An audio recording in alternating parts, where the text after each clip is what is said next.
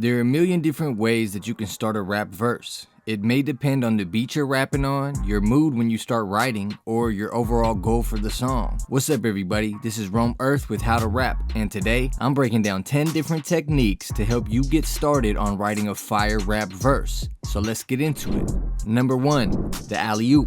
At some point, you're gonna need to weave your verses together to make full, complete, and cohesive songs. One way you can do this is to start a verse while consciously preparing to connect it to the next verse in the song. Not only will this bring your writing to the next level, it will make starting your next verse that much simpler. That's why it's the alley-oop. The first verse is throwing up the oop, so your second verse is an easy dunk. When you start to design your verses more thoughtfully, you're gonna expand your territory, so to speak. Whereas before, you may have been focused on a few bars or even one line at a time, you now begin to plot on the big picture, making the whole song your canvas. You're establishing links and connections throughout your verses to make your finished song a more elevated experience. Although this option is for rappers diving into a bit more advanced writing skills, practicing the alley-oop is a strong exercise for rappers at any level to challenge their pen game. Number 2, theme it out. Some of us function better with structure and logic over intuition. If that's you, it may be helpful to come up with a predetermined theme before you start writing. I recommend choosing a beat and listen to it a few times until you come up with a theme. Or maybe you already have a topic you want to deliver on. That's cool too, as long as the vibe of the beat fits the theme you're going for. Once you got your theme, it should now be relatively easy to get your verse started. Let's use an example. Tupac's classic ode to his mother, Dear Mama. Disclaimer, this is a speculation for the sake of example, not necessarily how it actually went down, so don't quote me. Let's say Pac hit the studio and was like, yo, Mother's Day is coming up and I already know I'm trying to make a song for my mama. He listened to a few beats and chose the one that he chose. Now, he thought about how to deliver the message. Oh yep, I'ma write it like a letter to my mom. Call it Dear Mama. Next, he had to consider that there was still an audience who would need a backstory, right? So that's when he dove in and started writing the first verse. When I was young, me and my mama had beef, 17 years old, kicked out on the streets. But back at the time, I never thought I'd see her face. Ain't a woman alive that could take my mama's place. Explaining more in depth his relationship to his mom before coming back into the letter format later in the verse, addressing his mother directly. It can be really helpful to have a theme for your song already in mind, because when you have a clear mission, the writing task becomes more simple. Your theme becomes the guide for your writing process, keeping you on track. Number 3, the freestyle first technique. This is a simple and smooth technique to get creativity flowing in the studio. All you gotta do is play a beat, then freestyle on that joint. When I say freestyle, buddy, I mean freestyle. Explore the beat, explore your voice, different deliveries, melodies, cadences, all of it. It's non-committal and you can forget about anything whack and keep what sticks. Have fun with it, and you're usually gonna end up saying something that ends up in your recorded verse. You can even record the freestyle session if that helps. I have more than a few songs where the verse in the final version is at least partially a freestyle, or was originally a freestyle and then I re-recorded it. There's something about that spontaneous energy that's hard to replicate with the written verse. This technique is obviously most effective when your freestyle abilities are sharpened. If you're looking to level up your freestyle skills, click the link below to access our Freestyle FORTNIGHT course. With daily drills and beats to rap on, this 2-week course will give you everything you need to spit bars spontaneously and freestyle confidently. Number 4, the intuitive download. This one is kind of like the opposite of the look around technique. The intuitive download requires you instead to look within. This is my preferred method of choice. Play the beat, feel it out, and when you are ready, close your eyes and let the first word or topic that pops up in your head be the start of your verse. The key here is you really gotta let your intuition be the leader here, which can be a delicate balance when battling the overthinking mind. So whatever comes up first, run with it, because it only takes a split second for your thinking mind to come back in and try to take control. If you succeed, you may come out with rap gold or platinum or whatever you're looking for. Number 5, look around. If you're stuck on a verse before you have even started, all you might need is a little push to get the wheels rolling.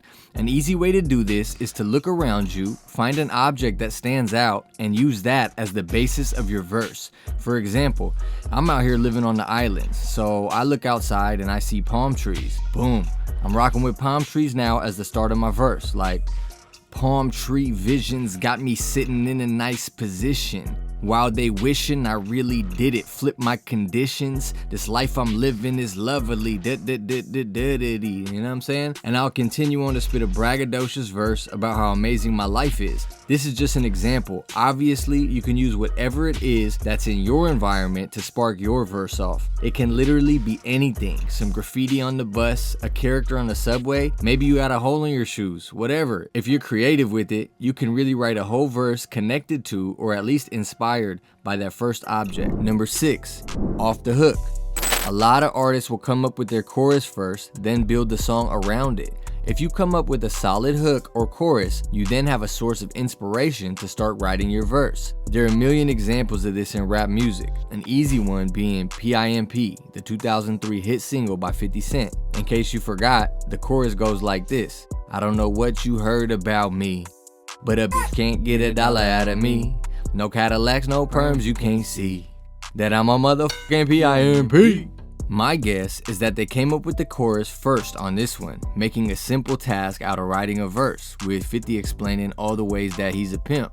If you write a solid chorus for your song, starting your verse will come naturally because you have already set the tone for the whole song. Number 7, the puzzle piece technique. Starting a verse does not necessarily mean starting at the beginning of a verse. There's no definite order in the creation process, and sometimes it's helpful to free yourself from a linear structure for a minute just to get the bars flowing. Play a beat, put that mug on a loop, and start writing, bar after bar, with little to no regard of where exactly is going to fit into the verse's structure. These are your puzzle pieces. Keep going, and eventually a natural order will start to arise. Or you might feel inclined to put certain lines before or after another. That's when you can start putting the puzzle together, choosing the arrangement that sounds best for you when you say them out loud. With this technique, you're free to build as you please. You may have to spend a little extra time later rearranging to make the flow proper, but the good thing is you're already making progress on your verse.